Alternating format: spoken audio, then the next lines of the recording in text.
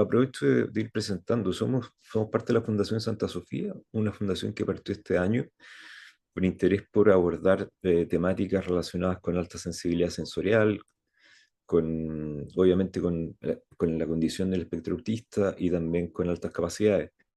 Hemos estado haciendo durante este año distintas charlas porque nuestro interés fundamental es poder ir haciendo comunidad y poder juntando gente sobre la cual generar una masa crítica para ir pensando estos temas. Y hoy día el tema que propusimos tiene que ver efectivamente con la afectividad y la sexualidad en las relaciones de pareja, digamos, en el ámbito de la neurodivergencia. Ahora, dentro de este ámbito de la neurodivergencia, hoy día la propuesta es que hablemos específicamente del ámbito TEA, y después vamos a hacer otros capítulos con el tema de la alta sensibilidad sensorial, aunque hoy día de alguna manera también está incluido. Eh, entonces la idea es que vamos a exponer una parte teórica de base, pero nos interesa muchísimo y que ustedes nos puedan comunicar su experiencia. Eso es fundamental. Así es que, si les parece, partimos, ¿se escucha bien? Sí, se escucha bien. Sí, se Sí. escucha bien. Sí, chao. Voy a pasar a compartir entonces. Estamos bien, entonces. Ya, el tema que tenemos hoy día tiene que ver con la sexualidad, la intimidad y las relaciones románticas en la condición del espectro autista. Vamos a partir con voy a hacer un breve resumen de las cosas que vamos a abordar. Primero, eh, la primera cosa, de acuerdo a dos investigaciones recientes que estuvimos conversando, es que la sexualidad, la intimidad y las relaciones románticas en personas en trastorno, en condición del espectro autista, sí existe y se da un interés por conectar con otros, que dos investigaciones de Byers-Nichols y de Kegel señalan que efectivamente es equivalente al de la población neurotípica. Sin embargo, esto presenta, diríamos, tres desafíos fundamentales. O sea, uno, podemos decir, la gente que está en condición del espectro autista sí quiere tener relaciones afectivas, sí quiere tener relaciones sexuales seguras, pero enfrenta un desafío. Uno de ellos, evidentemente derivado del tema del déficit o dificultad de comunicación, es que el deseo de conexión que la idea es generar vínculos genuinos,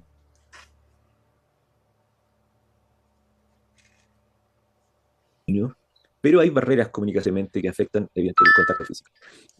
El segundo aspecto es que las distintas investigaciones, algunas de las que vamos a revisar, dan cuenta de que efectivamente hay diversidad de identidades dentro del ámbito de la condición del espectro autista, y esta diversidad de identidades también puede implicar en que hay muchas personas que transitan o tienen una identidad de género que no está conforme, y eso implica una exploración continua que puede llevar a ciertas situaciones que hagan que las relaciones no sean quizás todo lo estable o profundas que quisieran. Y la tercera parte que, que es quizás es bien de cuidado, es que el mismo aspecto de la condición del espectro autista requiere que haya educación porque hay riesgos. Riesgos que se dan sobre todo y mayoritariamente en personas de género femenino, con temas vinculados a un incremento de riesgo de sufrir abusos, malentendidos sociales, abuso o violencia sexual, derivado de la misma condición. Entonces, las recomendaciones clínicas en general de todas las investigaciones que hemos revisado tienen que ver con que las estrategias de comunicación tienen que ser trabajadas, que tienen que haber intervenciones inclusivas, pero sobre todo en adolescentes y en etapa escolar, la necesidad de educación. Eso es lo que aparece como una cosa transversal. Vamos viendo entonces Vamos viendo por parte algunos mitos, ¿no? Desafiando mitos sobre autismo y sexualidad. Mito uno: los autistas son asexuales. Bueno, ya esto de alguna manera, con las dos investigaciones que cité anteriormente, se ve de alguna manera contradicho, porque en general todas las investigaciones que hemos revisado dan cuenta de que las personas autistas sí experimentan deseo sexual, sí buscan atracción romántica y sí tienen necesidad de intimidad emocional. Eh, el segundo mito es que las personas autistas no pueden mantener relaciones románticas. Y esto, de alguna manera, porque hay un déficit en temas de teorías de la mente y comunicación social que puedan entender efectivamente cómo funciona la mente autista en un vínculo afectivo. ¿Qué pasa con estas situaciones? Que muchas personas, entonces, autistas mantienen relaciones románticas satisfactorias, aunque enfrentan desafíos específicos. Algunos desafíos específicos tienen que ver con baja autoestima, aislamiento social, bioclínico. Sabemos en las investigaciones, efectivamente, que las personas del espectro manifiestan mayor sensación de soledad subjetiva, por ejemplo, y mayores niveles de depresión derivados del no estar en pareja. Y esto también son algunos de los hallazgos transversales que han mostrado las distintas investigaciones que hemos revisado. El desafío está en la comunicación romántica y social. Claro, podemos ahí discutir después qué es lo que entendemos como el ámbito de la comunicación romántica en las personas del espectro autista, pero las barreras comunicativas se dan muy de la mano de la dificultad de interpretar señales románticas o señales de flirteo o señales de cortejo afectivo. El estudio de Yuponi y Cereda del 2022, por ejemplo, revela que 65% de los participantes autistas confunde flirteo con amistad literal, lo que genera lo que el autor define como una ansiedad paralizante, ¿cierto? Esta idea de poder, de generar una literalidad extrema en todo el discurso que está vinculado al elemento de encuentro, de afectividad y posteriormente de vínculos sexuales. ¿Se escucha bien hasta acá o no? Yo no lo estoy viendo, así que no sé si se escucha bien y se ve bien. Sí, se escucha bien. ¿Se escucha bien? Oh, perfecto, ya. Bueno, ¿qué nos cuentan algunos estudios de las prevalencias de experiencias románticas en adultos autistas? Un estudio que ya les voy a comentar. Comenta lo siguiente, que ser un poquito menos del 75% de las personas que están en el espectro tienen deseos de relaciones íntimas, profundas, que también aborden la experiencia de la sexoafectividad. De este estudio, que el estudio que les comentaré, un poquito menos de 50% decían que habían tenido algún tipo de relación y algo ahí por el 30 y tantos por ciento estaban actualmente en una relación. Esto para marcar un poco la distancia, ¿no? Entre los que estaban efectivamente que podían tener relaciones versus la cantidad de gente que sí deseaba, pero no las lograba concretar.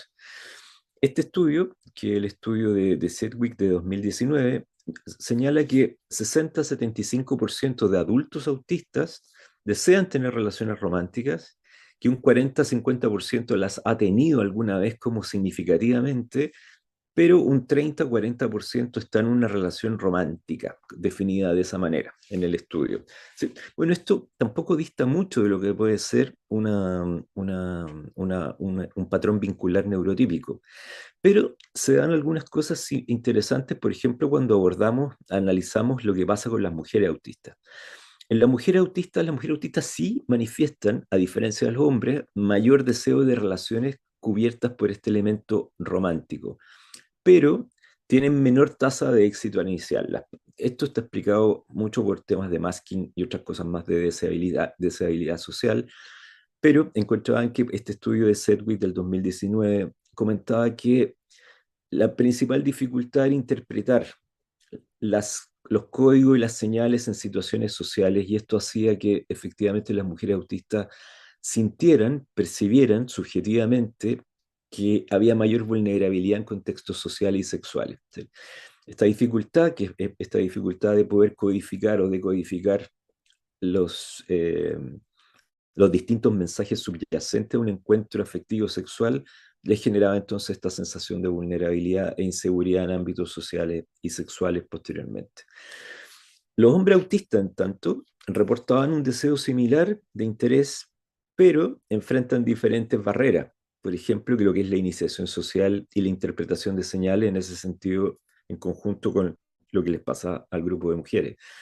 Y en el grupo de las personas no binarias trans y transautistas, las mayores dificultades de este estudio de Sedgwick de 2019 tenía que ver más que nada con temas de discriminación y falta de espacios seguros para poder desarrollar o encontrar vínculos de encuentro y sexoafectividad.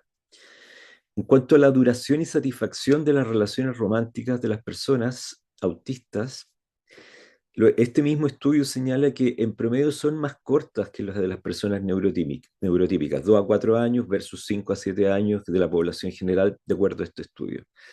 Las dificultades generales son lo que de alguna manera podemos entender inicialmente como la falta de comunicación, como una incapacidad inherente a poder desarrollar eh, una relación duradera. El estudio de Byers del 2013 con adultos autistas en pareja, sin embargo, y contrariamente a lo que uno podría pensar, se encontraba que las personas autistas desarrollaban mayor actividad sexual y mayor satisfacción afectiva que un grupo de solteros donde se hizo el estudio. Pero que a la medida que había menores niveles de síntomas autistas, esto implicaba, por ejemplo, mayor satisfacción sexual y menos ansiedad. Muchos de estos estudios, todo esto, se han dado, me parece, no sé si alguno de ustedes ha podido ver un documental que yo lo vi hace unos 2 o 3 años que se llamaba el amor en el espectro autista, que es una serie australiana. No sé si alguien del grupo que está presente la vio en algún momento. Voy a cambiar de pantalla. No sé si alguno de ustedes pues la vio. Está en Netflix, El amor en el espectro autista. Sí, Macarena Guerrero me dice que parece que sí la vio.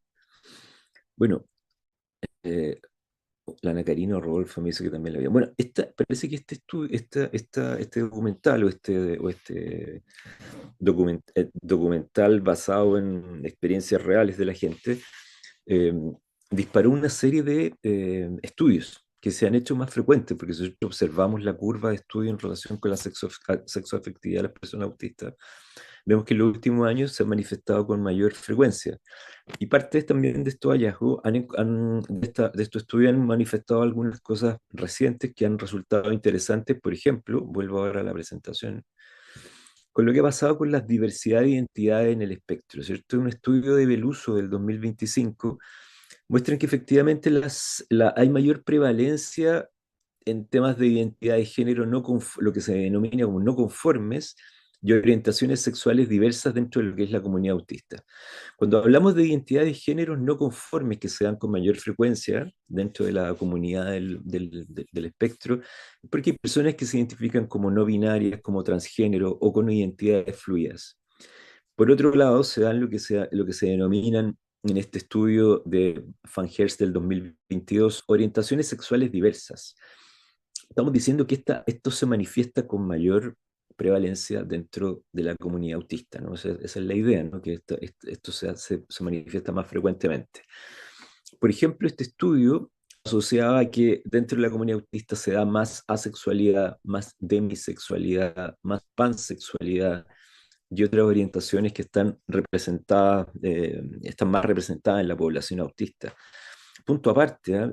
Hagamos el comentario que todos estos conceptos de asexual, demisexual, pansexual, etcétera, etcétera, curiosamente no partieron a partir de estudios sociológicos, sino que se dieron en un momento en que efectivamente Facebook, decidió abrir distintas posibilidades de identificación sexual en un momento que la red social detectó por su algoritmo o su estudio de que había mucha gente que no se identificaban con los 3 géneros que antes teníamos más o menos establecidos. A partir de eso explotan estas distintas denominaciones de lo que se entiende como demisexualidad, pansexualidad, asexualidad, de vínculo fluido, etcétera, etcétera. Y esto permitió también que la comunidad autista entrara también en estas nuevas categorías de identificación o de pertenencia dentro del ámbito de la sexoafectividad.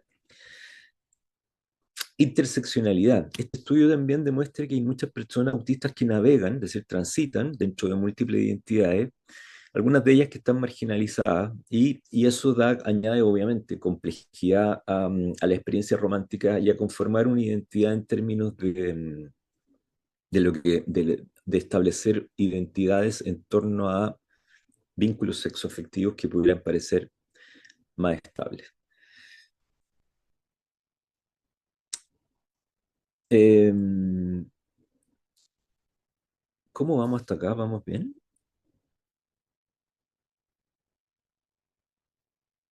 ¿Sí? Se va entendiendo, ¿no? Cuénteme un poquito. Si tienen preguntas, por favor, háganlas. ¿Ah? No me interrumpen, aportan a la conversación en cualquier momento, por favor. Sí, entonces, una de las herramientas claves que parece que aportan a esta idea de la comunicación romántica que está en un estudio de Beato es la generación de guiones explícitos. ¿Sí? Atwood también lo propone en un estudio del 2014. Esto yo diría que es, dentro de la investigación que hemos realizado, aparece como un elemento bien transversal. ¿Qué significa esta idea de los guiones explícitos, ¿cierto?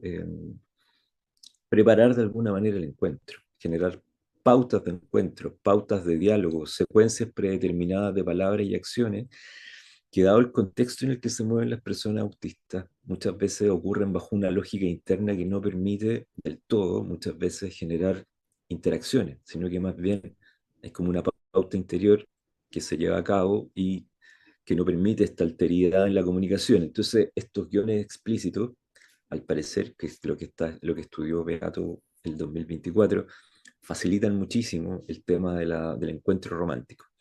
¿Qué son estos guiones explícitos entonces? Un guión, como estrategia, es qué decir exactamente, palabras específicas, no aproximaciones que las personas preparan.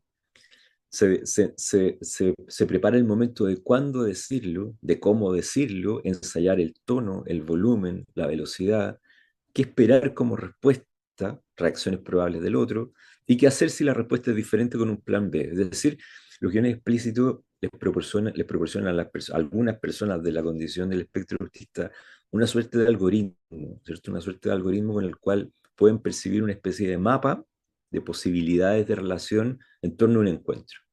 ¿Cómo se puede dar un ejemplo de guión para expresar afecto? Por ejemplo, analizando partiendo por una situación, quiero expresar que mi pareja me importa. Mi guión, me importas mucho, disfruto pasar tiempo contigo, quiero que sepas que pienso en ti durante el día. La respuesta esperada, la pareja responde con afecto verbal o físico. ¿Qué pasa en el plan B si la pareja no responde? La pregunta que lleva al feedback, ¿está bien lo que dije? Toda esta estrategia de los guiones explícitos que aparecen en muchísimos de los papers que hemos revisado para poder generar este material implican que los guiones explícitos sirven como herramienta de aproximación en las personas del espectro porque inicialmente reducen la ansiedad, es decir, ¿qué digo? ¿Qué tengo que decir? ¿Cómo lo expreso? ¿Cómo trabajo la corporalidad? ¿Cómo trabajo todas las claves no verbales, ¿cierto? Que muchas veces son las que presentan mayor dificultad para las personas que están en la condición del espectro? Les proporcionan una sensación de control, de estructura y predictibilidad cuando se trabaja con estos guiones explícitos. Y también permiten que las personas del espectro puedan ir manejando, explorando la conexión emocional, descubriendo y decodificando a partir de la retroalimentación y el feedback, cómo ir mejorando ciertas pautas de comunicación. Y por supuesto, con esto se supone que se aumenta la confianza y la agencia en el vínculo romántico. ¿Qué limitaciones y consideraciones se dan, cierto? Con este tipo que se los comentaba a partir de este documental del amor en el espectro autista, porque esto aparece bien, súper bien ejemplificado ahí. ¿Eh? Ahí los terapeutas que participan en esto trabajan con distintos modelos, Pearce para adultos o Hearts, algunos modelos de ese tipo, y efectivamente les piden que hagan esta especie de scripts, ¿cierto? Como guiones, como pensar en el guión antes de tener el encuentro, precisamente para poder bajar la ansiedad y favorecer los vínculos. Bueno, las limitaciones son que de alguna manera los guiones no parezcan robóticos o no auténticos, sino se personalizan, que requieren la actualización, o sea, que requiere que la persona que está en el espectro pueda ir incorporando esta información y la pueda ir adaptando a nuevos entornos, a nuevo enfoque, y por eso se hace tan importante también una suerte de entrenamiento, es decir, una buena recomendación para las personas del espectro es que ojalá pudieran tener tantos encuentros como sean posibles. El problema es que, como se ve, por eso es que les recomiendo mucho ese documental, que cuando las cosas no suceden como se esperan en un primer encuentro, porque no hay afinidad o porque la comunicación no fluye, claro, se genera una frustración, un umbral de frustración mayor que las personas del espectro la experimentan a veces con ansiedad, a veces con depresión, mucho más notoria que una frustración que se puede dar en una persona neurotípica porque un encuentro simplemente no se dio. Posteriormente, la idea es que estos scripts, estos guiones, los pueda desarrollar también la persona colaborativamente con la pareja. Eso sería el estado ideal.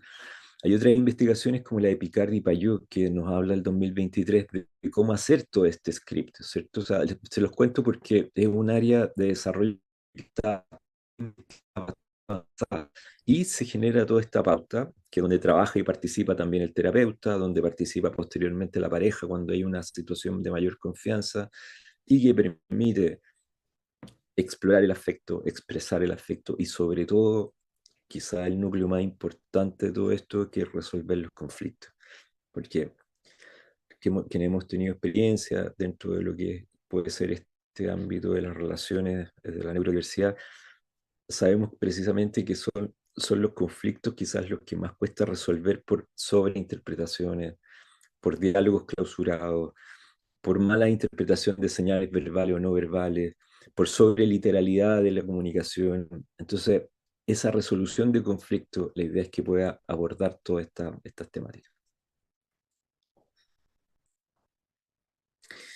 Otra de las cosas que encontramos y que nos parecieron interesantes en el estudio es que si bien muchos de los estudios se han enfocado en poblaciones adolescentes, en el tema de preparar adolescentes y preadolescentes para las relaciones de adultos, sobre todo en el ámbito de la sexualidad, eh, hay un ámbito también de interés creciente por saber qué pasa con los adultos TEA, es decir, cuando una persona llega a la adultez sabiendo que ha experimentado en su vida muchas dificultades, pero llega con el diagnóstico que se incorpora como tardíamente. Bueno, cuando se han hecho estos estudios con adultos TEA en base a explorar cuáles han sido algunas de las dificultades que han experimentado en los vínculos, aparecen también otros temas interesantes. Por ejemplo, el tema de la hipersensibilidad sensorial. Muchos de los encuentros que se dan con las personas se dan, por ejemplo, en lugares públicos como un bar. ¿Qué pasa con el ámbito de los bares o una disco o un lugar donde uno podría conocer casualmente a alguien? El tema del ruido, ¿no? Y ahí entramos de nuevo en el tema de la hipersensibilidad sensorial. O vamos al tema de la hipersensibilidad sensorial. Claro, esta hipersensibilidad sensorial, el estudio de Jones dice que agrava fallos cuando se dan situaciones como sarcasmos o un lenguaje no literal y que afecta el flirteo emocional de alguna manera, ¿no? Porque el sistema nervioso central está sobresaturado con el ruido o con el ambiente estimular o luz, humo, qué sé yo, y eso finalmente termina como en un fail en el resultado de este primer encuentro. Y otras cosas nos dicen algunos estudios como el de Maddox del 2023, que los solteros autistas están 2 veces más deprimidos que una persona que pudiera ser neurotípica. En el estudio de Maddox se encuentra que la prevalencia de depresión en solteros autistas, hombres y mujeres, es de 45% versus 22% de una población neurotípica. Otro estudio de Weiss y Fardella nos dice, por ejemplo, que hay un alto porcentaje de adultos TEA que tienen una especie de lo que relatan como un trauma crónico por rechazo adolescente. Es decir, todas las experiencias donde se generaron estos desencuentros de las primeras etapas de vínculo sexoafectivo, 12 años en adelante, quizás como por poner una edad, se cronifican en forma de trauma y de anticipación de fracaso, que es como un aspecto que estos autores Weiss y Fardella llaman a trabajar terapéuticamente. Otra cosa interesante que hemos encontrado en esta investigación es que la investigación de Genov, que nos dice, por ejemplo, que el masking, sobre todo en el grupo de mujeres adultas, agota y eleva el burnout en el dating, lo que redunda en mayor sensación de fracaso. Esta idea de tener que adaptarse, aún en las mujeres adultas, tener que adaptarse a contextos, a situaciones, a formas o dinámicas de encuentro esperadas, socialmente esperadas o deseadas, termina generando entonces esta quemazón, esta sensación de colapso, de sentir una no adecuación con el contexto en el cual se están desarrollando o a las formas donde normativamente se dan los vínculos de encuentro afectivo y sexual. Otro estudio de Atwood y Garnett que es un texto que les recomiendo harto porque es se llama así, The Complete Guide to Love and Autism, o sea, que imagínense el título que tiene, o sea, como que está todo ahí, o sea, que es como una especie de Biblia de las relaciones sexoafectivas en el autismo. Recomienda que efectivamente programas como Pierce, por ejemplo, donde se trabaja nuevamente con guiones, permite que el éxito de las citas se levante un 60% versus un porcentaje de Pierce anda por el 25% según el estudio. Entonces, las intervenciones de programas específicos parece que ayuda harto en adultos con TEA. Otro estudio de Rainmaker del 2024 y Libert, que trabajan con un programa que se llama Spire, que es un programa de desarrollo de habilidades, dicen que esto lo encontré muy interesante porque creo que permite un ámbito de desarrollo nuevo, que la realidad virtual funciona como de manera muy buena para reducir la ansiedad cuando se utiliza como simulaciones en entrenamientos previos, por ejemplo, con una inteligencia artificial, ¿no? O sea, como con una eventual pareja que está modelada como para un primer encuentro con inteligencia artificial, que a la persona le permite tener como un entrenamiento con alguien que no es real y a su vez va reforzando determinados puntos o errores, ¿no? Dentro del vínculo de la comunicación, llamémosle error así, ¿no? Cuando, por ejemplo, la persona, ¿cómo estás? Estoy bien, y no pregunta de vuelta, ¿y tú cómo estás? O ¿qué te gusta hacer? Me gusta escuchar música, y no devuelve la pregunta, ¿y a ti qué te gusta hacer? Estos programas de realidad virtual ayudan a ese entrenamiento en que se vaya produciendo esta relación eh, recíproca dentro de preguntas, respuestas y exploración de los gustos, intereses, afectos, etc. Esa es una investigación reciente del Rainmaker.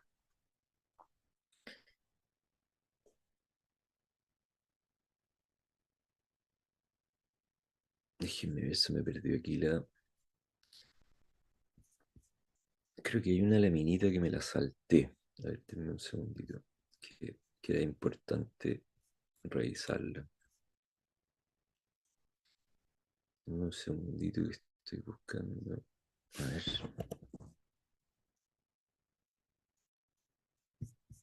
Claro, me salté una laminita que me parecía que era esta.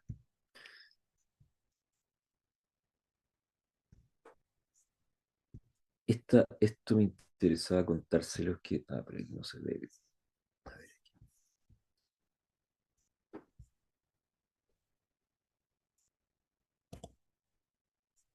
a ver, espérenme un poco, por favor. Aquí. Por mientras pueden ir anotando sus preguntas si tienen dudas, comentarios. Pero hay una lámina que me interesaba mucho mostrárselas, porque tiene que ver con el tema, con el tema de la sensibilidad sensorial. Sí, se me pasó. Yo les había contado que una de las limitantes cuando partimos tenía que ver con el tema de las sensibilidades sensoriales, que es parte también de lo que estudiamos en la fundación, ¿cierto? Entonces, esto yo les diría que es un ámbito poco desarrollado y poco estudiado, y por eso me interesaba mucho poder compartírselo. ¿Se ve bien o no? ¿O se ve con la cosa de lado? Cuéntenme, por favor, gente del equipo Santa Sofía. Sí, póngalo en Se ve pantalla medio completa. chico. Ah, perdón. Póngalo Pantalla. en pantalla completa, sí. Pero no lo puedo ver bien en pantalla completa, me aparece así como doble columna. A ver. Lo tengo que mostrar acá, pero es que me interesa mostrar, ya, no se va a ver bien, pero me interesa mostrar el contenido. Este estudio de Sala del 2024 investiga específicamente a partir de lo que les contaba, por ejemplo, lo que pasaba con los encuentros en lugares que no están adaptados para encuentros de conocer personas, de personas neurodivergentes, sobre todo por el tema de la sensibilidad sensorial, y cómo esto impacta en la intimidad. Uno de los estudios más recientes y de los pocos, diría yo, que es el de Sala, se llama Sala, no es Salas, es Sala 2024, aborda varios aspectos de la sensibilidad. Por ejemplo, la hipersensibilidad táctil. 70-80 personas de las personas autistas reportan hipersensibilidad al tacto. Esto se podrán imaginar que tiene implicancias no solamente en el ámbito inicial del lugar donde nos encontramos para poder tener algún tipo de encuentro con alguien, sino que también después en el tema de cómo se expresa la sexoafectividad desde una perspectiva física. Entonces, se dan aquí dos cosas y hay distintas investigaciones. Acá la de Sala plantea una y pues la de Gray, que les voy a contar, plantea otra cosa, pero me parecen bien interesantes. Una, la de Sala, dice, por ejemplo, que esto se manifiesta, la hipersensibilidad táctil, como aversión al contacto físico. Esto es lo que nosotros quizás más sabemos de las personas que están en el espectro, ¿no? Que de repente, y a la persona de confianza puede manifestar un grado de rechazo o cierta limitación del contacto físico directo en determinados contextos. No siempre, pero en determinados contextos. Ahora, cuando esto se lleva al ámbito de la pareja romántica, claro, la otra persona puede experimentarlo como una forma de rechazo. Entonces, la persona, de acuerdo al estudio de Sala, eh, neurodivergente, muchas veces interpreta este contacto físico como invasivo, abrumador o inclusive doloroso. Doloroso cuando estamos hablando del ámbito de la sexualidad. Ciertos contactos que para una persona neurotípica podrían ser normales, una persona neurodivergente o que está en el espectro lo podría interpretar como doloroso. La dificultad, claro, ¿cuál es la dificultad derivada de esto? De esta idea de frialdad emocional que puede tener la otra persona o la contraparte de alguien que está vinculándose con una persona TEA. Pero el estudio de Gray del 2021, que hace un estudio cualitativo donde investigan distintos relatos de personas autistas, encuentran que las características sensoriales también afectan de modo positivo y negativo, no solo negativo. El estudio de Sala hace énfasis en que la hipersensibilidad táctil tiene consecuencias negativas. El estudio de Gray incorpora elementos positivos. Y este elemento positivo tiene que ver con que en la sexualidad y en las relaciones, esta hipersensibilidad, tacto, sonido y olores que pueden generar confusión, angustia, también podrían generar mayor sensación de experimentar placer. Eh, que pequeñas formas y expresiones de tactos o aromas sutiles, contactos físicos específicos, pueden generar como un umbral mucho mayor en personas neurodivergentes de experimentar situaciones placenteras. Y esto hace que muchas personas también, pareciera que dentro del estudio de Gray, dice que también buscan estímulos intensos, ¿cierto? O sea, no solamente se da que los estímulos o que esta hipersensibilidad táctil o esta hipersensibilidad sensorial provoque casi como outputs negativos, sino que también muchas personas, quizás del espectro, también buscan intensidad de estímulo, ¿cierto? Se da también esta hipersensibilidad auditiva, que es otro aspecto limitante del ámbito de la neurodiversidad, que, bueno, aquí, claro, cómo afectan o cómo podrían afectar en la intimidad la respiración, ciertos movimientos, ciertas formas de diálogos, exceso de diálogos dentro del ámbito de la sexualidad o la afectividad. Y que esto implicaría, por ejemplo, dificultad para concentrarse en la experiencia emocional, implicado que esto sobrecarga sensorialmente.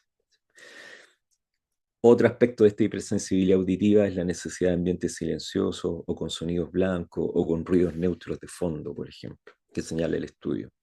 Se dan también hipersensibilidades olfativas. No hay que ser, no hay que ser efectivo, no hay que estar en el espectro para sentir rechazo a ciertos aromas que son como genéricamente que se pueden identificar como eh, no deseables. Pero también las personas que están en el espectro muestran hipersensibilidad olfativa a ciertos valores que pueden ser perfumes o aromas corporales o inclusive productos de higiene que les pueden parecer repulsivos. Y esto también, por supuesto, puede afectar a la disposición, a la intimidad física y al encuentro sexual. Y también se dan hipersensibilidades visuales, luces brillantes que pueden afectar la intimidad. Y imagínense ahí lo que sucede en un espacio como una discoteca, como un bar, donde ya toda esta hipersensibilidad sea una saturación. Entonces, esta idea de preferencia, de acuerdo al estudio que realizó Gray, esta idea de preferencia por ambientes con iluminaciones tenues o controladas.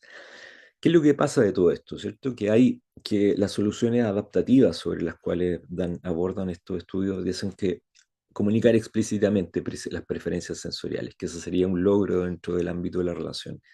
Generar o negociar protocolos sensoriales dentro de parejas del espectro. Uso de técnicas de regulación sensorial. Por ejemplo, algunos participantes del estudio de Gray que evitan el sexo debido a molestias táctiles Otros manifiestan también interés por explorar prácticas que podrían parecer como sexualmente muy intensas, ¿cierto? Por esta riqueza o por este placer experimentado a partir de estímulos que podrían parecer fuera del ámbito de lo normativo. Todo esto, nos dice el estudio de Gray, es que este estudio cualitativo señala que la riqueza de las experiencias de los adultos autistas es mucho más amplia de lo que quizás hasta hace unos años sabíamos, solamente pensando que sensibilidad social como resultados negativos o este rechazo al tacto, sino que también nos está mostrando otra cara de la sensibilidad y la hipersensibilidad, ¿cierto? Bueno, hay personas, por ejemplo, en un estudio de Barnett y Matica, que, por ejemplo, llegan a acuerdos como, por ejemplo, planificar el sexo. Aquí yo les doy un ejemplo que es bien extremo, quizás, pero, por ejemplo, usar guantes. Hay dentro de ese estudio que hace esta dupla de psicólogos tiene que ver con que algunas parejas solicitan que el otro no los toque directamente, que utilice algún tipo de guante, o utilizar distracciones sensoriales para evadir alguno de otras dificultades derivadas del vínculo sexual, por ejemplo, como dolores en la penetración, que se den como a partir de generar algunos estímulos paralelos que permitan no centrar la atención, por ejemplo, en lo que puede ser como una dispareunia o algo por el estilo.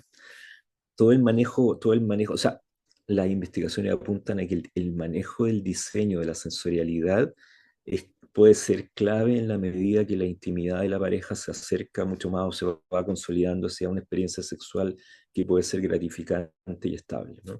Entonces, esta intimidad, concluye este estudio, puede tomar formas no convencionales, ¿cierto? Que van desde el rechazo a ciertas formas de sensorialidad ante exploraciones sensoriales más intensas. Esto era lo que se me había quedado y que creía que era importante comentárselo, se me había quedado por ahí perdido. Eh, Hay un estudio de Spinner que también nos pareció muy interesante de comentar, de cómo se dan los patrones de relaciones de autista versus autista y neurotípico. ¿Por qué interesante? Porque generalmente este estudio comenta que muchas de las personas que están en el espectro, y otro estudio, Ramírez, que hizo un estudio con jóvenes, decían que las personas autistas buscaban tratar de establecer vínculos con personas con intereses similares o características similares, ¿cierto? Y también preferentemente neurodivergentes. ¿Por qué? Porque esto de alguna manera, esto podía fomentar que reducir la ansiedad y estrategias de apoyo mutuo.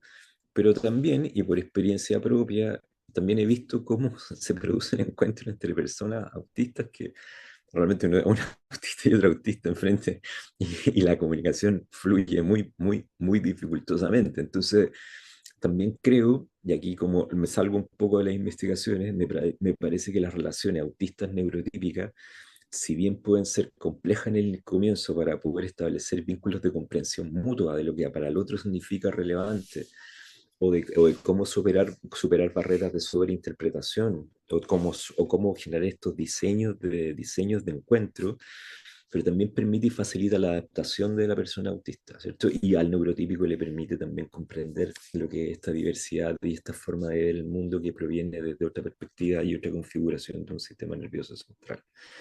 Bueno, este estudio, vuelvo al estudio de Spinner, dice que las relaciones autista-autista nos presentan algunas ventajas. Obviamente la comprensión mutua de sensibilidades sensoriales.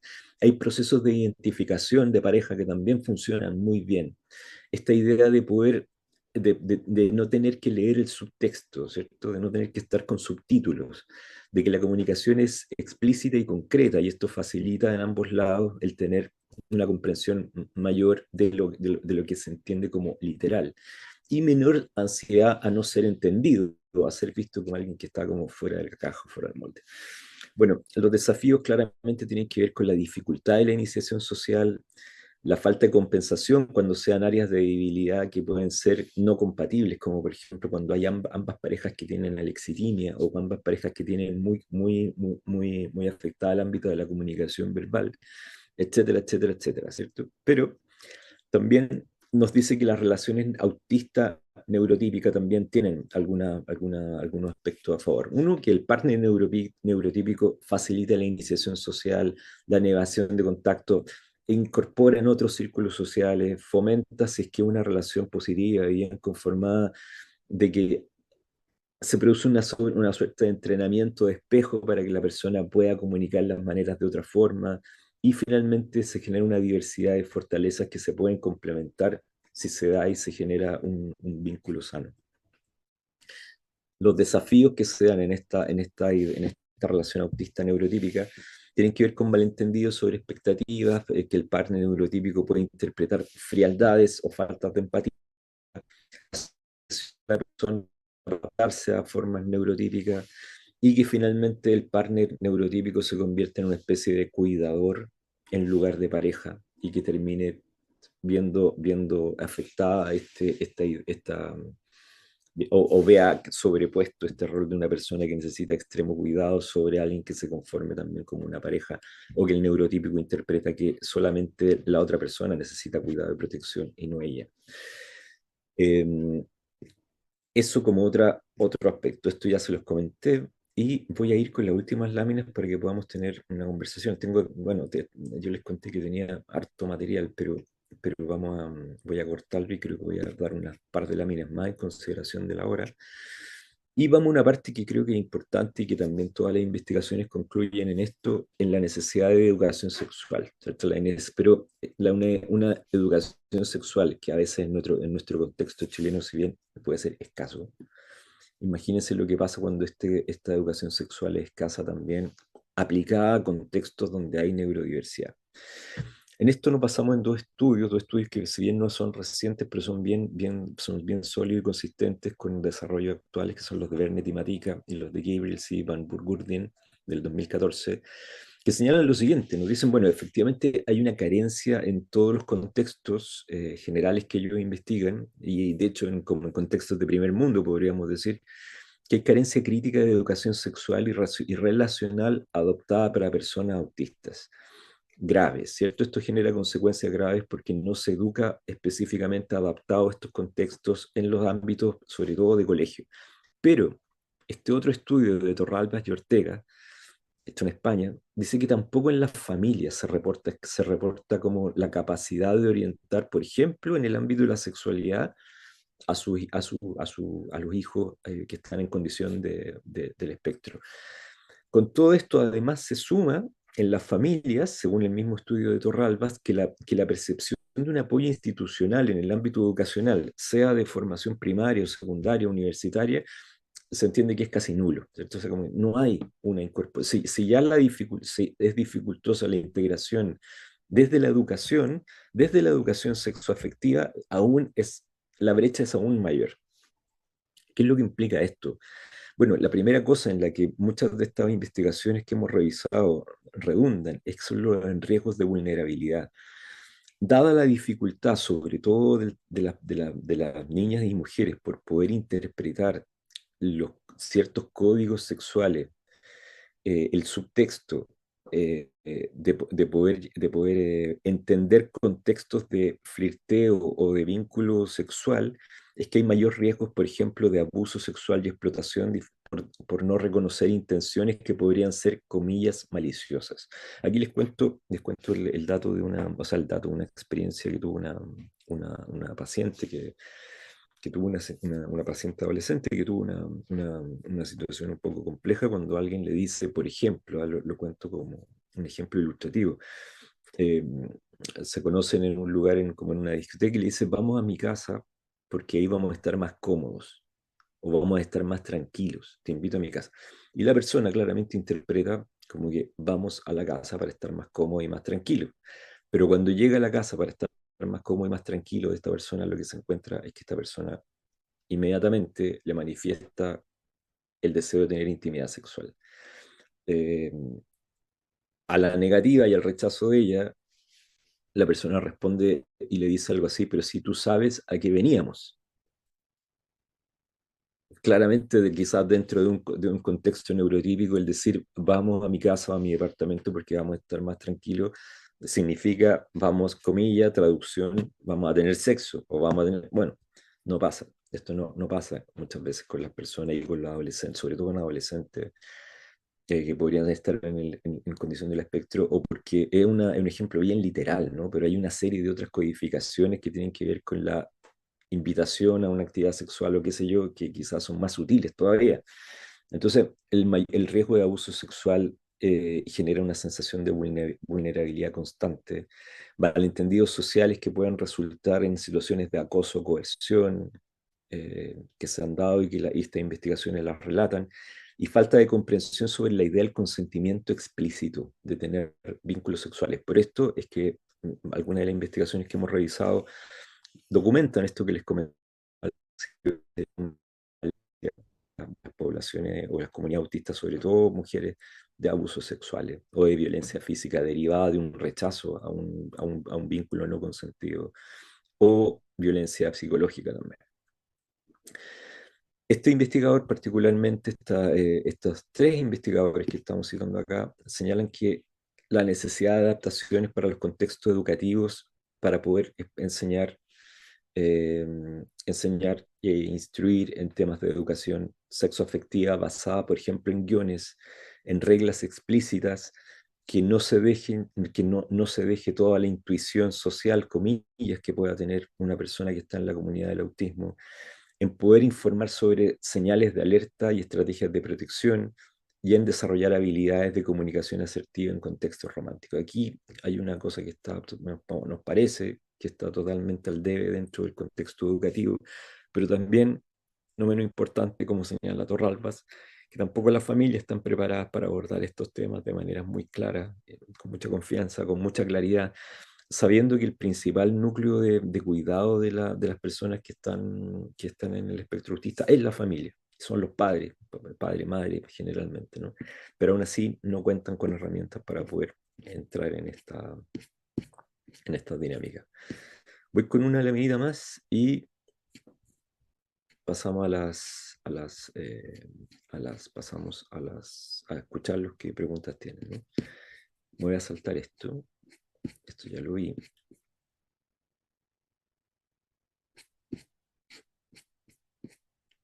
Voy a saltar esto también en función del tiempo. Bueno, abundemos esto, sigamos con el tema de la educación sexual, ¿cierto? Bueno, ¿qué características esenciales debiera tener una educación sexual? El uso del lenguaje explícito y concreto, no utilizar metáforas para poder explicar educación sexual.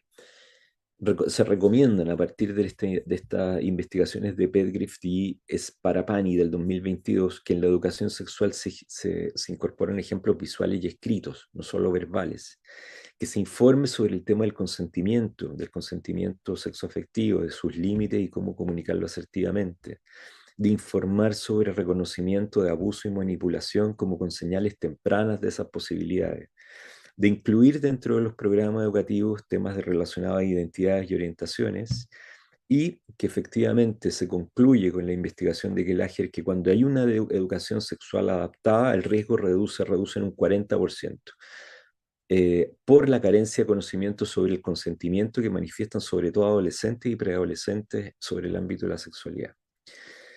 ¿Qué otra cosa se recomiendan? Terapias especializadas, como para comprensión de las características autistas, que no sobrepatologizar, todo lo que tiene que ver con experiencias de trauma comunicacional, cómo comunicar de manera explícita y directa, y también trabajar sobre lo que es conocimiento y neurodiversidad en comunidades como LGTBQ+, que además consuman este elemento de autismo para poder hacer intervenciones más específicas.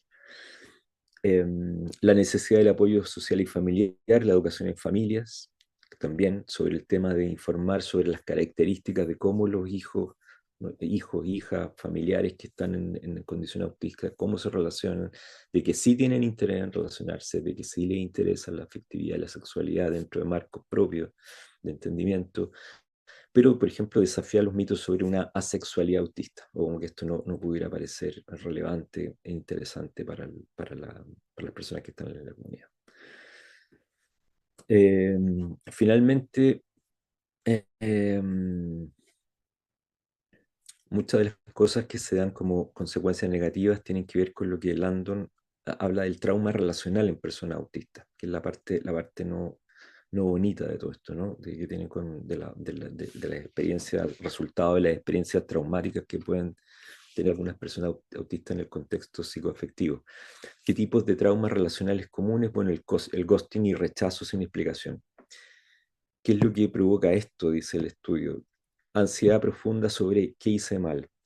La complicación autista sin explicación clara. La persona autista puede rumiar indefinidamente sobre aquello que no entendió por qué llevó a un fracaso. A futuros síntomas de hipervigilancia, miedo al rechazo y una consecuente baja de la autoestima. ¿Qué otros tipos de traumas relacionales se dan? Temas de manipulación, coerción y explotación. Esta pueden ser manipuladas por parejas que explotan la literalidad. Por ejemplo, si me amaras, harías tal cosa, donde esa tal cosa es lo que la persona autista no quiere hacer. Complicaciones o dificultades para reconocer manipulación hasta que es demasiado tarde. Abusos enmascarados o abusos emocionales enmascarados como educación. Parejas que critican características o que sobrecritican para tratar de ayudar.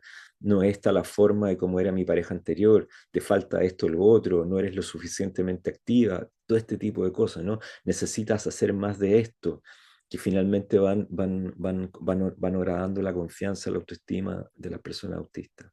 Necesitas aprender a leer el lenguaje corporal, en lugar de que la pareja debería comunicar. ¿Por qué no sabes lo que quiero, por ejemplo? ¿Por qué no eres capaz de ver lo que quiero? Bueno, pues la persona no lo comenta. Rechazo de necesidades sensoriales, por ejemplo, que las personas invaliden temas sensoriales como excusa. Ejemplo, no es tan ruidoso, solo está siendo dramático o dramática, no hay tanto ruido, ¿por qué te molesta tanto que te toque de esta forma? Etcétera, etcétera, etcétera. Y todo esto va generando entonces aislamiento sensorial, aumento de ansiedad y un deterioro en la confianza y en la salud, no solo mental, sino también en la capacidad de experimentar relaciones sexuales y afectivas con plenitud. Y finalmente la coerción sexual, también derivada de temas de trauma, es que las personas que puedan ser involucradas en actividades sexuales no deseadas, de acuerdo a ese estudio que hizo esta psicóloga en una guía bien extensa. Reconocer que el no fue ignorado, o sea, te dije que no quería hacer esto, pero aún así ese no fue interpretado como un no que es como una dilatación de algo y no como un no literal, no, no acá, no en este lugar, no ahora. Todo esto, por supuesto, que puede llevar a temas como trauma sexual y finalmente aversión a la intimidad y en temas más y en ámbitos ya más complejos, claramente agresiones sexuales o abusos sexuales. Ya, yo creo que después les vamos a enviar esta guía que tenemos, todas estas PPT se las vamos a enviar, se las vamos a compartir a las personas que la quieran, pero ya llevo harto rato hablando y creo que ha sido demasiado. Pero era mucha información, de hecho dejé cosas fuera que quería comentarles, así que ahora, si les parece, podemos abrir la comunicación agradeciendo el tiempo y la paciencia que han tenido. ¿Cómo dejo de compartir acá? Ya, acá dejo de compartir para que me puedan contar preguntas, dudas, opiniones, intereses, compartir experiencias también, impresiones sobre lo que hemos conversado.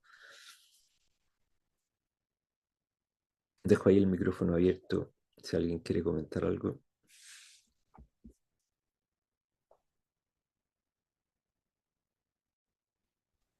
Hola, Hola, hola, sí.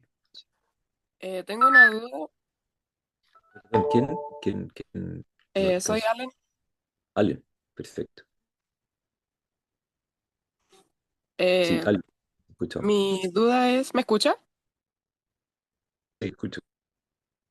¿Qué pasa si las personas autistas tienen otra forma de expresar su amor a la pareja y este no se siente amado por la persona autista?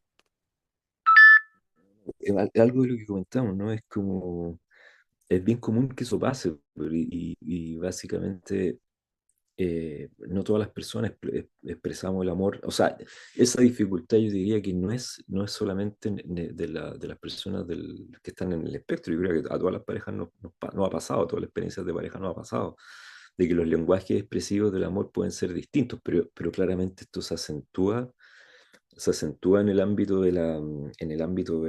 cuando se dan vínculos donde hay una persona que está en condición de autismo con otra que lo está o que no lo está. Y no sé qué les parece al resto de cómo poder abordar esto. Es que no sé si alguien tiene alguna idea o algo porque yo tengo una idea, pero me gustaría escuchar también a ustedes cómo poder sobrellevar este tipo de situaciones que pueden ser de lo más comunes, yo creo, dentro de los vínculos afectivos humanos, autistas o no autistas. Hola, por acá, Cintia. ¿Sí? Sí, yo creo que eso tiene que ver igual con la disposición de la otra persona, en este caso con la neurotípica, porque yo creo que, bueno, vemos que las expresiones de amor en las parejas neurotípicas son, no sé, pues llamados, estos nombres cariñosos, y generalmente he visto que se da en las personas autistas que, no sé, pues de repente la muestra de cariño no son tan explícitas o no son tan explícitas cuando hay más gente. Entonces yo creo que tiene que ver con un tema de comunicación, de aceptación, de confianza, porque también el otro, bajo los estándares, digamos, que uno está acostumbrado a ver, también se siente como menos querido, le da otra interpretación. Pues yo creo que tiene que ver con el tema de la comunicación y la aceptación en este caso, de la persona neurotípica, para comprender la forma de expresar y las muestras de cariño. Si no hay esa disposición, yo creo que no funciona nada. No funciona nada. Sí, sí. Yo tengo una idea que les quiero comentar, pero me gustaría seguir escuchándolo a ustedes. ¿Qué más piensan? O compartir sus propias experiencias también, ¿no? Eso nos gustaría escucharlo en la medida que alguien pueda compartir. ¿Alguien más que quiera comentar algo?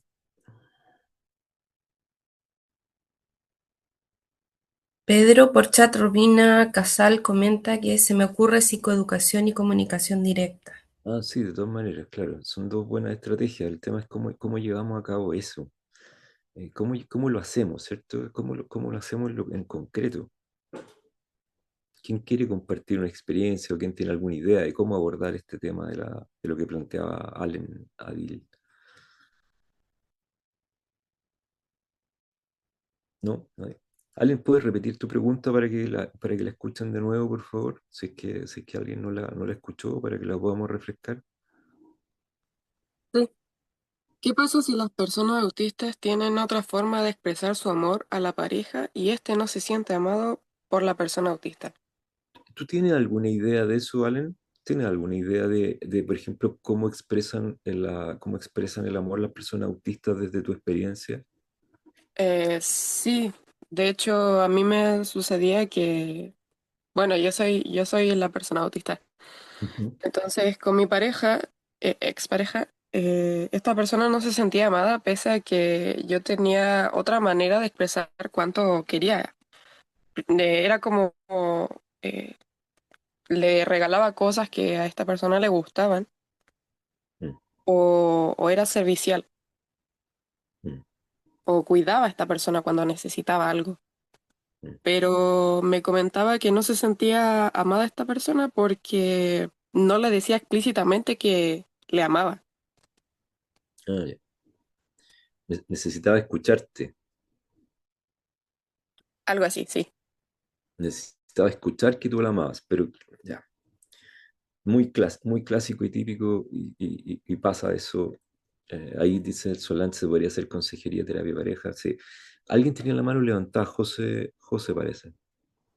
Hola, sí, es que, claro, como simplemente quería decir que eso de los consensos ayuda bastante. Siento que en terapia alguien lo había mencionado que es bueno mencionar, o sea, preguntar como uno, como terapeuta, eso también. Al menos me ha pasado con consultantes que a veces, especialmente como más adultos, como que no se detienen a pensar, más que nada porque este tema de los lenguajes afectivos recién empezó como a verbalizarse más, creo, Claro. de cuál es el lenguaje efectivo, porque a veces la gente piensa en estos cinco nomás que existen, pero hay más de uno. Hay más de uno, o sea, hay más de esos cinco que trascienden, como por ejemplo esto de los lenguajes que hay en la neurodivergencia, que es por ejemplo, no sé, compartir muchas cosas en exceso, así como los memes, por ejemplo, así como me acordé de ti, te mandé todos estos artículos como para acordarme de ti.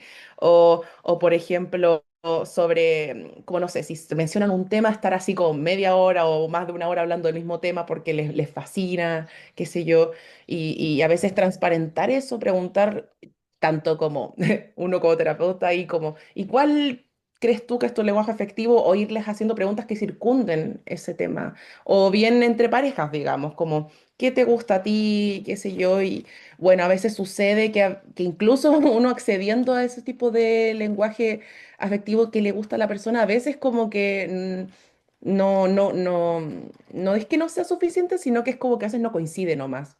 Porque Sí, quizás para esa persona no es suficiente para ella, digamos, no para la otra persona. La persona lo intentó, digamos, y a veces como que quieren más o simplemente es como la conexión a veces de lenguajes afectivos que no coincide. sí. Quizás. No sé si me voy a extender bien. Sí, creo que lo entendimos bien, me parece que sí. Hay un tema que aparece en la literatura que funciona como un inhibidor, como una especie de inhibidor en las personas autistas de poder establecer vínculos, que es como, se dice así como no puedo leer la mente. Eh, Aparece en varios artículos, no puedo leer la mente. No puedo saber lo que tú quieres, de la forma que tú lo quieres, pero de verdad eso supone una idea de que en el fondo ojalá las relaciones sexo afectiva, de amor, romántica, se dieran en esa sincronía perfecta donde escuchamos todo lo que queremos escuchar, donde el otro dice las palabras perfectas, donde el otro hace el acto en el momento preciso, pero la verdad es que no ocurre así. No ocurre así ni en lo neurotípico, ni tampoco ocurre así en lo neurodivergente. Y efectivamente, como muchos de ustedes han dicho, esto también requiere trabajo, requiere una suerte de trabajo y requiere retroalimentación y requiere comprensión y requiere empatía y requiere asertividad para decir, esto me pasó, esto me hizo sentir así, hubiera querido esto. Miren, como experiencia les puedo contar que cuando estaba en la universidad y me tocó leer El arte de amar de Eric Fromm, este libro clásico, típico que se encuentra en todas partes, Eric Fromm decía que el amor era un trabajo, y yo me escandalicé mucho cuando leí a Eric Fromm diciendo que el amor era un trabajo, hay que trabajarlo diariamente. Yo encontraba que era la forma más desidealizada del amor, la forma de romantizar el amor más brutal que yo había escuchado cuando yo era un estudiante universitario, adolescente, idealista, pero con los años sí pues, nos damos cuenta de que el amor sí es un trabajo y que requiere efectivamente esa idea de poder consensuar cosas, sentarnos, conversar, dialogar, generar acuerdos, que no son fáciles, ¿no? Que no son fáciles ni se dan espontáneamente, que no se dan espontáneamente. O sea, esa espontaneidad que quizá el otro espera de la palabra precisa, como dices, esa canción de Silvio Rodríguez, la palabra precisa o el acto perfecto no se da. No se da. César, por favor, querido amigo, colega. Hola, buenos días. Hola, Pedro. Y a todas las personas que están escuchando. En realidad, eh, algunas reflexiones desde la profesión y también desde la vida un poco. César, Que lo, neu- sí, dime, dale, no. que lo neurotípico no es tan típico. No es tan típico. El amor romántico versus qué es el amor para cada persona cambia mucho y eso es súper importante mirarlo también como etapas previas. Tú dabas el ejemplo de la educación sexual hablando en infancias, en adolescencias, donde sabemos que además hay una serie de procesos biológicos, hormonales, afectivos que se producen, pero también los adultos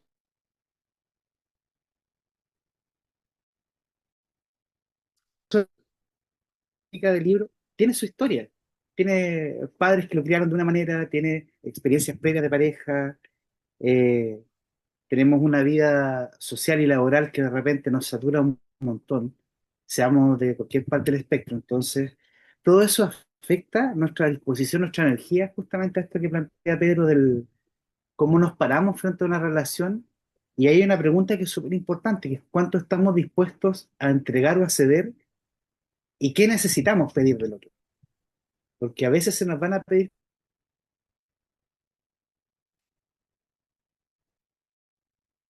y viceversa. A veces vamos a necesitar cosas que el otro no va a estar dispuesto a ceder.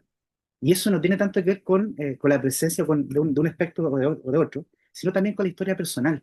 Y eso es súper importante mirarlo. Entonces, cuando una persona neurodivergente se encuentra con esta barrera, que la puede encontrar perfectamente en un neurotípico o en un neurodivergente, esas conversaciones que plantean acá, este tema de la comunicación, es fundamental, pero también implica una revisión del qué necesito y cuánto estoy dispuesto también a aportar, porque efectivamente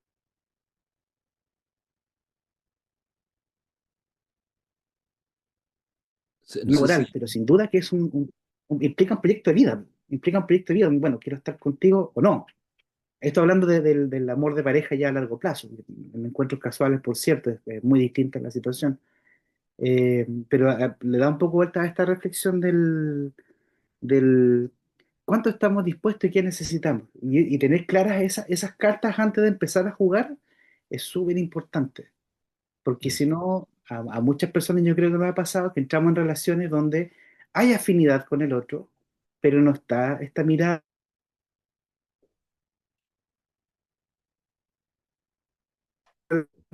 termina y no entiendes muy bien por qué no funcionó. Y como bien decías tú, te puedes echar la culpa tú o le vas a echar la culpa al otro, pero no hay un aprendizaje real. Pues ahí yo creo que hay un tema súper importante de mirar como reflexión. Eso. Gracias, Pedro. Y no, gracias gracias. por la presentación, clarísima. Me encantó, lo encontré muy, muy iluminadora.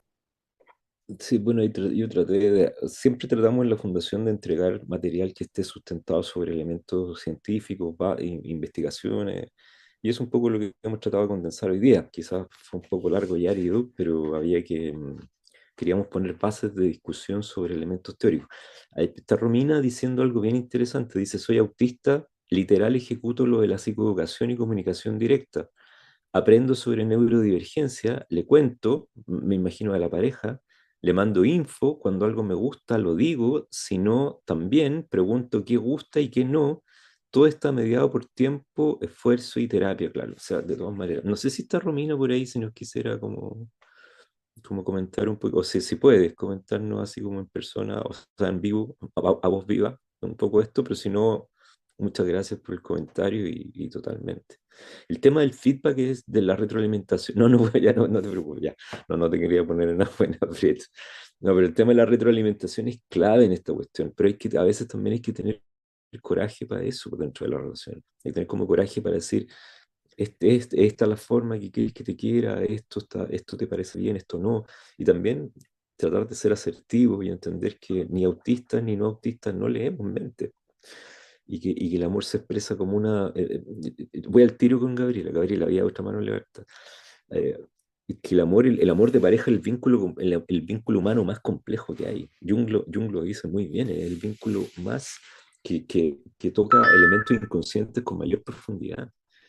No, es un amor que no está dispuesto en esta idea del amor incondicional que tenemos, por ejemplo, hacia los hijos. No, pues el amor de pareja siempre es una cuestión que puede estar en un proceso de creación y disolución, que no podemos ser y no ser pareja, pero no podemos ser o no ser padre, ¿cierto? Siempre vamos a ser padre, madre, hermano, hijo. Esos vínculos están vinculados por unas cosas simbólicas de mayor estabilidad que el vínculo de pareja, pero el vínculo de pareja es lo más profundo y lo más complejo porque nos presenta un espejo, ¿cierto? Nos espeja. La pareja nos despeja y nos despejan todos nuestros rollos, traumas, errores, conflictos internos, etcétera, etcétera, etcétera. Y por eso es tan potente el vínculo de pareja. A veces constructivo, a veces destructivo. Gabriela, perdona, me extendí un poquito, por favor. Hola, buenos días. Hola, No Gabriela. importa que te hayas extendido, yo estoy súper entretenida con esta reunión, con esta presentación, y Muchas porque yo gracias. también soy autista, soy psicóloga, me dedico a la sexología, Ah, estupendo. O sea, nos y, puede, nos puede aportar muchísimo. y yo estoy pero fascinada, fascinada. Qué bueno, Eh, gracias. Inicialmente en lo que decía aquí una de las compañeras sobre su situación, no había podido hablar antes porque estaba un griterío en mi casa terrible, mi perrita estaba muy enojada. Y desde aquí yo encuentro muy interesante también todo lo que han aportado los compañeros, porque efectivamente la psicoeducación sobre qué es el autismo y los autismos, y específicamente el autismo propio o de la pareja, es algo fundamental para poder entender nuestras peculiaridades, nuestras limitaciones y sobre todo nuestras fortalezas, porque también es interesante ver cómo las mismas comunidades autistas nos estamos posicionando desde una mirada neuroafirmativa, neurovalidante, y eso también ayuda a que nos podamos ver con mayor compasión, lo cual también es súper difícil pese a todo, porque por lo general, tanto nuestras redes de apoyos informales como nuestra familia, congregaciones y también muchas veces quienes nos apoyan tienen una mirada un poco más patologizante o biomédica. Eso por una parte. También en relación a lo que son las dinámicas, yo encuentro que es llamativo poder visualizar qué es lo que pasa con el propio desencuentro en cuanto a lo que son los lenguajes del amor, porque efectivamente hay amor. Por supuesto, pero en donde hay un punto de ajuste es los desafíos de la traducción del amor y por lo tanto también es interesante despatologizar el conflicto porque la persona autista no es que sea fría, no es que sea emocionalmente incompetente y la persona neurotípica no es que sea demasiado exigente, sino que Claro. desde aquí hay historias de amor o demostraciones afectivas que no responden a la necesidad del uno y del otro y por lo tanto es interesante cómo llegar a acuerdos o a microacuerdos, cosa que ninguna de las partes se pueda sentir pasada a llevar y por lo tanto también es una invitación a reescribir la narrativa del no me amas al quizás no lo estoy recibiendo como lo necesito o no lo estoy demostrando como mi pareja lo necesita. Y por lo tanto, desde aquí, dependiendo de cuál es la flexibilidad, las expectativas propias y del otro, es que se puede llegar a estos pequeños ajustes claros y entendibles. Por ejemplo, haciendo explícito que verbalizar es una conducta, no una prueba de sentimiento, bajar también el nivel de abstracción, entrenar el lenguaje emocional como se entrenan otros lenguajes y Exacto. nombrar y validar los actos de amor no verbales. Entonces, desde aquí muchas veces nos preguntamos qué apoyos necesitamos. Muchas veces no es solamente el apoyo, por ejemplo, terapéutico desde la psicología, sino que muchas veces nos damos cuenta que necesitamos apoyo en terapia ocupacional o incluso en fonoaudiología para poder entender nuestro perfil comunicativo. Y eso muchas veces nos abre una puerta maravillosa. Eso les puedo comentar y muchas gracias por el espacio. No, muchas gracias a ti por el comentario, ¿no? Maravilloso. Y yo creo que aparte de las cosas que dijiste son válidas para neurotípico y neurodivergente. Yo no sé, hablo por experiencia propia, por experiencia clínica. Creo que hay dos niveles que a veces confundimos en los vínculos afectivos. Uno es el sentimiento, que es el amor, ¿cierto? Lo expresamos y decimos siento amor por ti, eso no está en duda. Pero como tú decías también, el amor se traduce en actos de amor. Y los actos de amor finalmente son cuestiones concretas, son dominios comportamentales, son formas expresivas que las formas que adquiere el sentimiento. Y a veces las incompatibilidades se dan no por el sentimiento de base, sino porque los actos de amor parecen ser que no hablaran, que no dialogaran. ¿Cómo expreso? Entonces, no vemos a veces la distinción entre el sentimiento y los actos de amor, entre el amor y el acto de amor. Y eso que nos parece como incongruente, a veces es lo que genera estos desencuentros en el ámbito afectivo.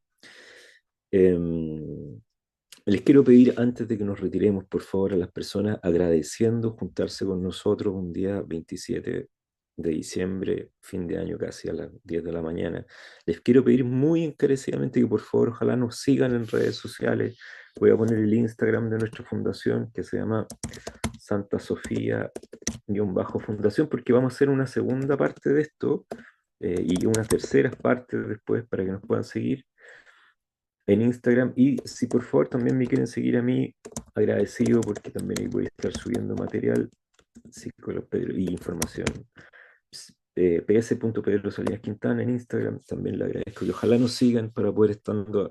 Miren, lo que más nos interesa, aparte de transmitir información, pero lo que más nos interesa es ir creando comunidad y haciendo crecer esta posibilidad de hacer temáticas, no solamente desde nosotros, que ojalá también ustedes se interesen en colaborar también, o si tienen iniciativas, por favor háganos llegar ideas, temas que les gustaría que pudiéramos abordar nosotros, o buscar gente experta, o alguno de ustedes mismos que están acá, que quizás tiene algo que cree que puede aportar hacia estas temáticas de neurodiversidad, alta sensibilidad sensorial, paz, altas capacidades y condición del espectro autista, por favor, cuéntenos. Nuestro correo finalmente es contacto@Fundación Santa Sofía. Lo estoy dejando todo en el chatbox, por si acaso, santasofía.org. día de hoy. Le hacemos llegar por correo a las personas que estén interesadas, le hacemos llegar la presentación y la bibliografía adyacente que hemos utilizado para esto. Muchas gracias y que tengan bonita mañana. Que estén muy bien. Cuídense.